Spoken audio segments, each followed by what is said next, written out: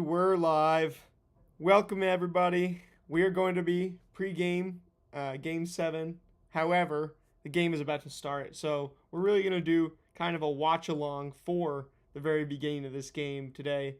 Um, you know, we did that yesterday. We watched kind of until Brian Wu came out of the start. Today, it's Bryce Miller's first game of 2026, and we're going to be streaming for as long as Bryce Miller goes. So, let's just see, is this game starting up or what?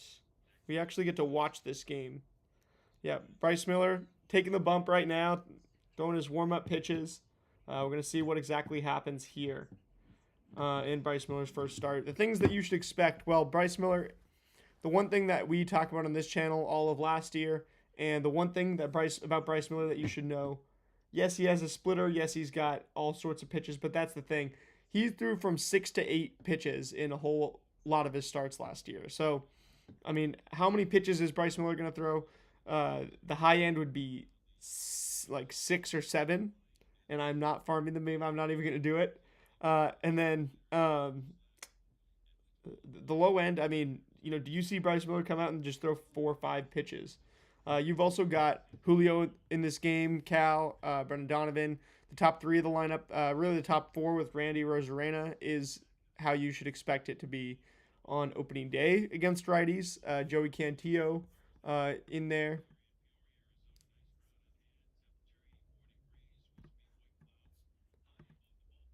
And we see, all right.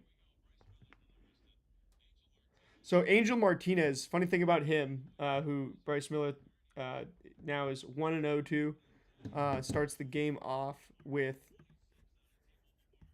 let's see, the fastball, 96.6 on the fastball. So Bryce Miller averaging some good velocity, good to see.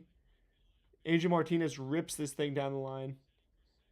All right, and I mean, Angel Ramirez is a funny guy because when the Guardians came to T-Mobile Park last year, I thought, just based on the eye test alone, like I didn't know anything about the guy. I'm like, I like this player. He's explosive. He like the athletic profile. I just see it with him. Um, Angel Martinez, no idea. Still, really don't have any idea what type of prospect pedigree he has as a center fielder, especially. But um, it is what it is. Yeah, Angel Martinez, a switch hitting, 5'11", 200 pounds, perfect running back build.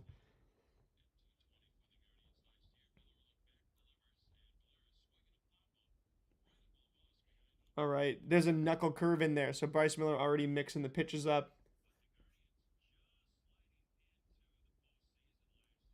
and this George Valera guy did not get a whole lot of action last year in the big leagues. And all right, another knuckle curve. So Bryce Miller liking that knuckle curve this year. I don't expect that to be um, I don't expect that to be a constant thing. An NFL Combine is going on right now, so been writing about this stuff over on Seahawks Wire. Going to drop a whole lot of articles today.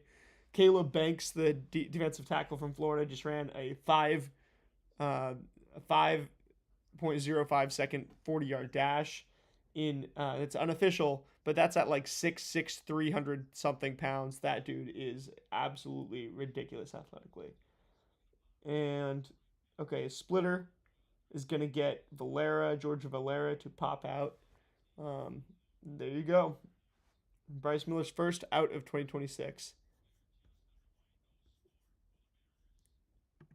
But Bryce already thrown 3 different pitches: the knuckle curve twice, four seam twice, and the splitter once. Man, again off topic here, but does anybody really know how to get rid of the get rid of the on your iPhone, well, like where it buzzes constantly? Because just like that. Cal Raleigh throws Angel Martinez out at third base, showing off the absolute gun behind the plate. Raleigh to Donovan, throwing a guy out at third nonetheless, and that's on a breaking ball, sweeper. So Bryce Miller, the full arsenal looks like it's going to be back. At least, I mean, he's already up to 4 pitches in just 4 different pitches in 6 total pitches.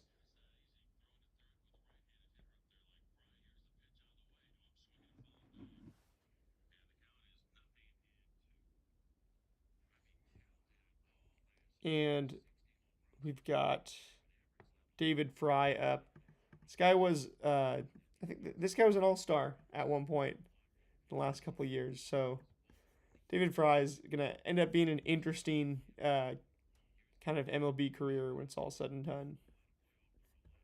This feels like a guy that might go into the Hall of Pretty Good, um, Hall of Pretty Good shutout.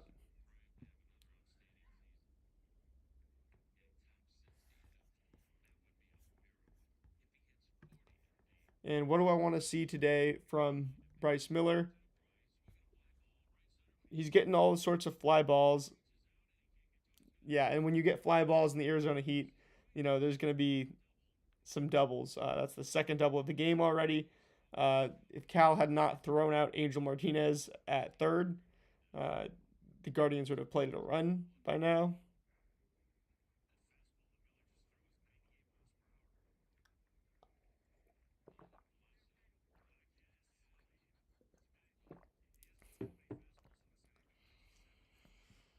Uh,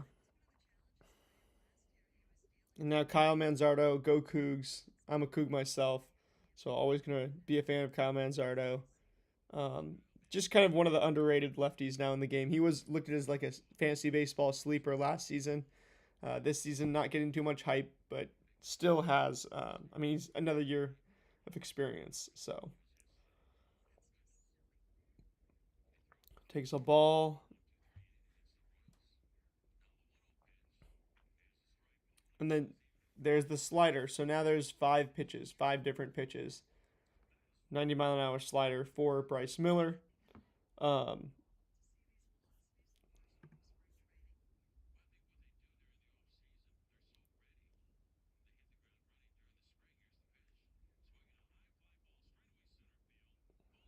oh boy.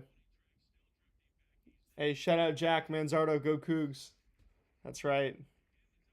All right, Julio catches that fly ball from Kyle Manzardo, backs him up to the warning track in straightaway center. Um, I got to be honest, Bryce Miller's getting hit hard. Yeah, Bryce Miller's getting hit really hard today.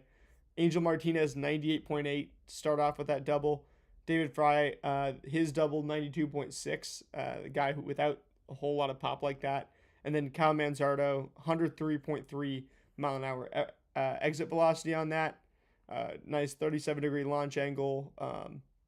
That was just a fastball up and kind of middle away, high middle away. Like that. That's exactly the pitch that you want to hit if you're Kyle Manzardo. And yeah, you're having the defensive tackles run the 40 right now at the NFL Combine. So that's one of my favorite things of the year. Um, that's going on too. Um, Shout out Jack in the chat. What do you see so far, Jack? Tell us something about spring training so far. Uh, Give us something you want us to talk about.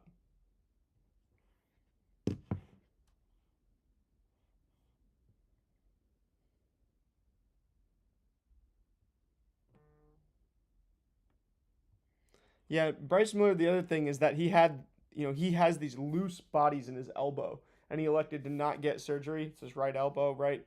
Uh, he elected to not get surgery, but he's throwing all these wicked breaking balls.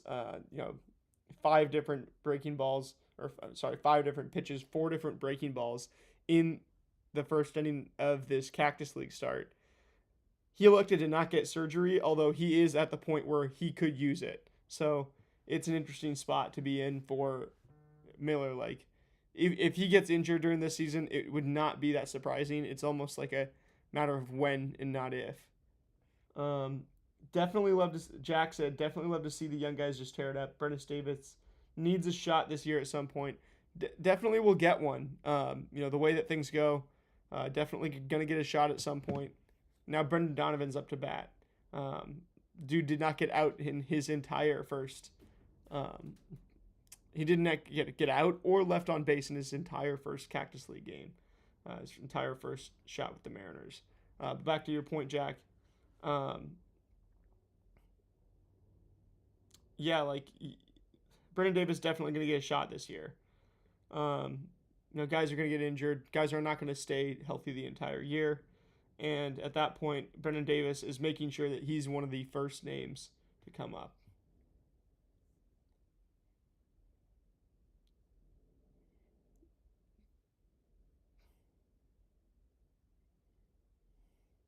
All right. There's another former Coup actually who just ran really well at the NFL Combine. Defensive tackle David Gusta from Kentucky. I know this ain't a football channel, but I cover football and stuff. I just got to tell somebody David Gusta just ran under a 5-second 40-yard dash at 305 pounds. Absolutely ridiculous. To be 300 pounds and run a 40-yard dash in under 5 seconds, it's hard to even explain how ridiculous that is. But David Gusta was great for Washington State. It was great at Kentucky this past year, and now he's going. Now there's somebody who is it? Grayson Halton. Okay, this defensive tackle from Oklahoma, who people might not know a lot about. This is turning into a combine stream. He runs a 4.83 40-yard dash, and earlier today he also ran he jumped 36 inches vertically at the NFL Combine. This guy Grayson Halton, the defensive tackle from Oklahoma, that guy is going to rise up the draft boards. He's now definitely not making it out of the second round.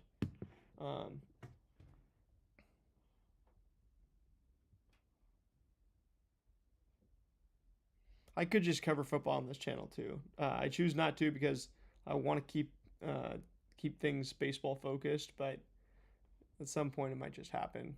And Brendan Donovan flies out. His first out of his Mariners career in spring training. Man, now we got to rethink everything. No, I'm just kidding. I know this is probably not the best stream I've ever done. I'm out here on my phone a little bit, but now you got Cal who just goes and hits a double. Cal, not even a hard hit double, just places it right where he needs to place it, and now you got Julio up with one out, and a great chance for the Mariners to do damage here. I'll stick around at least until the next inning to see if Bryce Miller comes back out. Want to see how many pitches he ends up throwing total.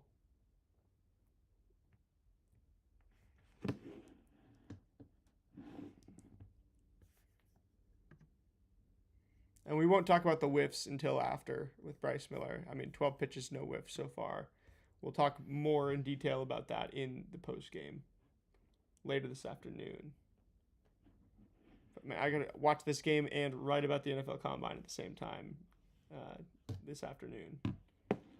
Gotta wear two different hats. I got my Seahawks hat right here, actually. Gotta be a man of many hats today.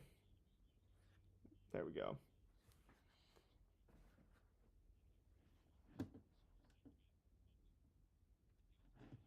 All right, now Julio up to bat. Joey Cantillo's thrown 4 pitches so far. What's he throwing to our different hitters? How are they being scouted? Or are they not giving up the scouting report and they're just throwing whatever? So Julio, 4-seam, changeup, curveball. That sounds about right. He struggles with those breaking balls, especially changeups and curves. Donovan, it was 3 4-seams, changeup, slider, curve, 4-seam. And so there's no out pitch on Donovan. That's probably the best part about having Donovan, is that there's no pitch that you can throw him that you can confidently just say, oh, that's his out pitch. Like he's good at hitting the bad pitches, and not just like Pablo Sandoval hit the pitches that are out of the zone. Like he is, he has a good sense of swinging at stuff in the zone, not swinging at stuff outside of the zone. Doesn't strike out almost at all. And um, yeah, so Brendan Donovan, right? There's just not a big scouting report of throw him this pitch, he'll get out. It's just like, okay, get into a long at bat with him. Um, Kind of the same way that I talk about. I hate to, today's the keep bringing up football stream. The Seahawks defense without DK Metcalf, and once they moved to, Jackson Smith and Jigba was the primary target. Oh, and that's gonna be all right. Julio, is that gonna be a double down the line? And Julio scores Cal on a full count. Mariners are in business now in the bottom of the first. Julio is really hitting well this to begin this spring. So is Cal. I mean, these guys are ready for the Classic. How many more games do they play? That's a good question. Maybe, like I'm thinking, there's 6 days till the Classic. I was thinking like today could be the last game, if not tomorrow. Maybe they stay. I don't know why they'd stay through the weekend, to be honest. I mean, it is good competition. So maybe the strategy, instead of, Shohei leaves like right away, right after the first 3 games of spring training to go to the Classic. I mean, I think he does have to play in Japan, so that's different. He has to go adjust to that time zone stuff. But for Julio and Cal, they're playing in the USA, right? In like the Miami pool, the Houston pool. They're not going to go have to change time zones. I think at that rate, you might just I see why they would just stay in spring training, because honestly, you're going up against just as good of competition in spring training the first couple innings. Excuse me. Gosh, I'm sneezing on stream and stuff. But you're going up against just as good competition in the first couple innings of a spring training game as you're going to go up against in some of these like WBC practices. Oh boy. Angel Martinez butchers it in center field, drops a big fly ball from Arozarena, and Julio comes around from second to score. Randy's in there with a double. Will that be charged a double, or is it an error? They're going to call it a double for Randy. Looked like Angel Martinez almost could have got that, but 5.10 expected batting average, that deserves to be a hit. Shout out to Randy. He's getting ready for the Classic too. And now you've got Cal, Julio, Randy producing a run here, 2 runs in the top of the first, or the bottom of the first inning. And Joey Cantillo having a little mound visit. He's thrown 10 fastballs, a slider, 5 changeups, 3 curves. Joey Cantillo is a guy who's like a funny sleeper at points for fantasy baseball. Really, he's more of just a streamer type, a guy that you pick up, play if he's facing the Rockies on the road. You'll play Joey Cantillo. If he's not, he's facing the Nationals this year, right? Facing the Angels, facing one of these really poor lineups, definitely play him. But you're not going to play him against the Mariners lineup, for example. The Dodgers, definitely not. And he's not worth rostering when you have those guys like on the schedule. He's a guy you can just drop and be the one to pick him up on the weeks that he's got good matchups. The question is, do you play him, when he has, like, let's say he's got the Rockies on the road beginning of the week, and then later in the week he's got the Mariners in T-Mobile Park. That's the question. If you in the chat right now, let me know what you would do. Would you start him if you had to start him in a weekly lineup league? You've got the Rockies on the road, like Rockies in Cleveland, right? That's an easy matchup you probably want to start him for. But would you start him against a tough lineup, say the Mariners? Even if the Mariners are in T-Mobile Park, that kind of helps the factor. I'm assuming Mariners fans in this chat, you're gonna say no, because why would I start a guy against my own team? There's no fun in that. And Luke Raley strikes out. And it looks like Cantillo's day will be done.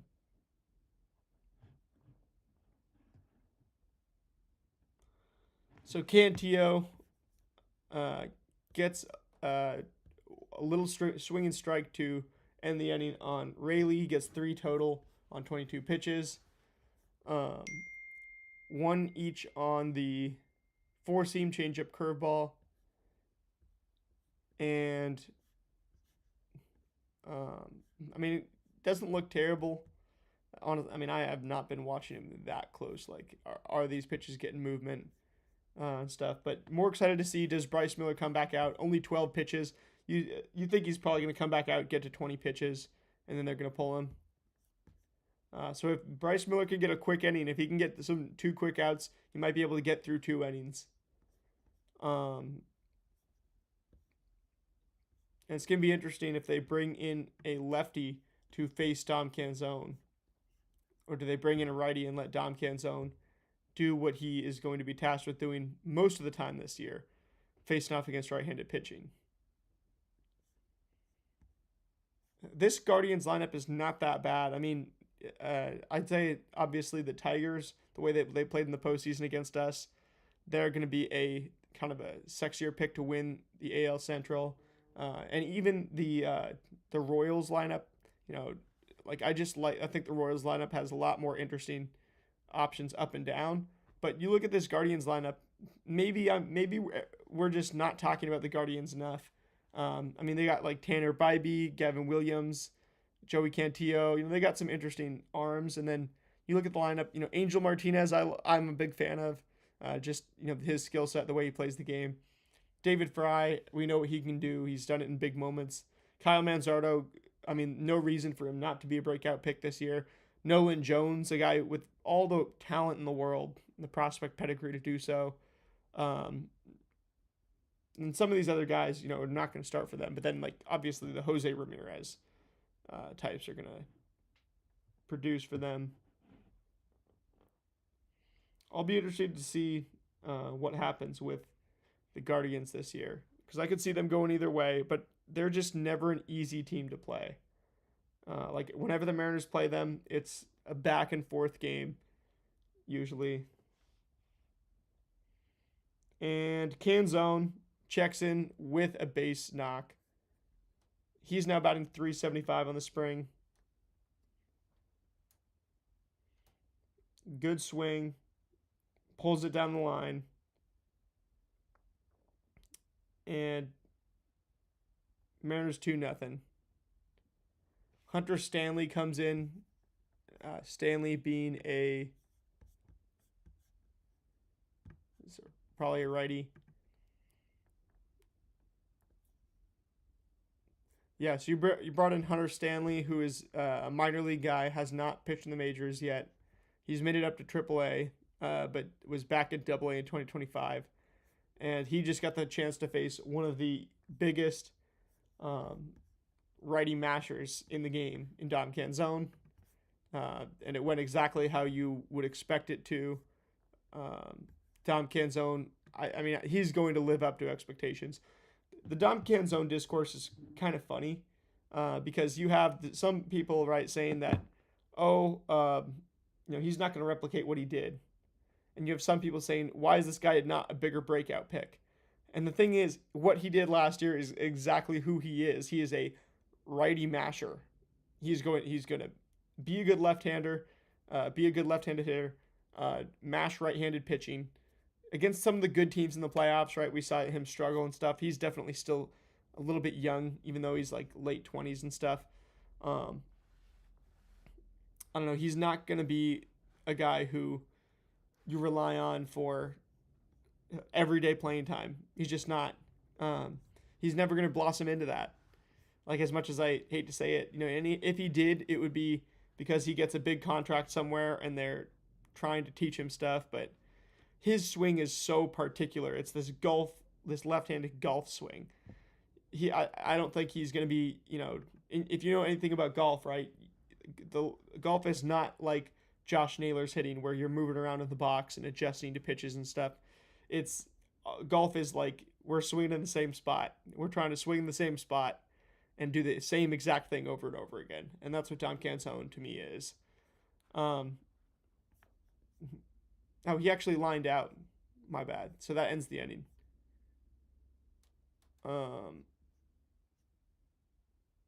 And now Bryce Miller is going to come back out. So he'll probably get to 20 pitches. We'll see how many more hitters he can get through. And Bryce kind of in the dirt there with the first pitch. Now it counts 1 and 2. Whew. Spring training for everybody. We all got to warm up.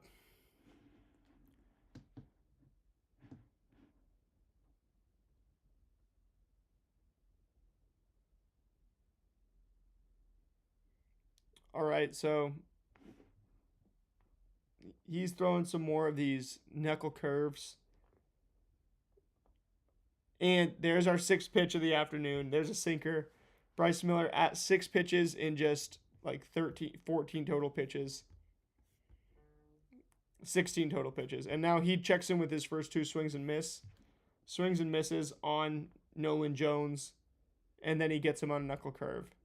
So Bryce Miller showing the swing and miss stuff. Up to 17 pitches now. Probably his last hitter right here. Going to get past 20 pitches and call it good. Get some film. Get some stuff to go over.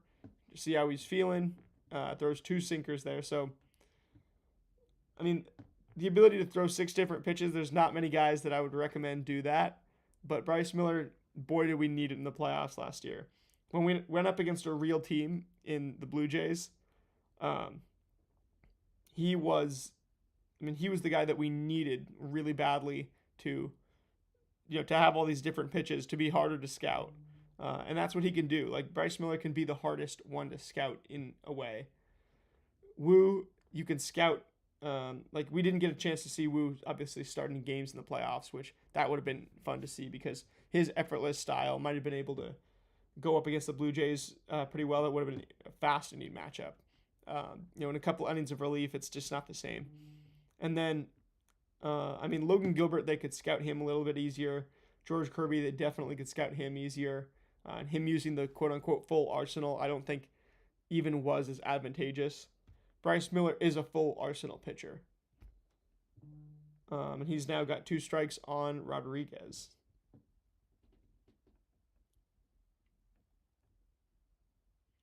He's at 20 pitches. Will this be his last batter? He's taking a while, takes his time. And that's one's going to be a base hit for Jonathan Rodriguez.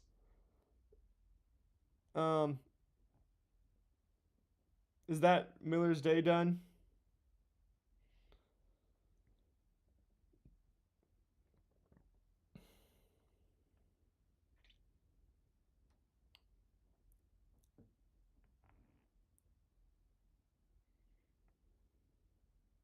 Yep, that's Miller's day done.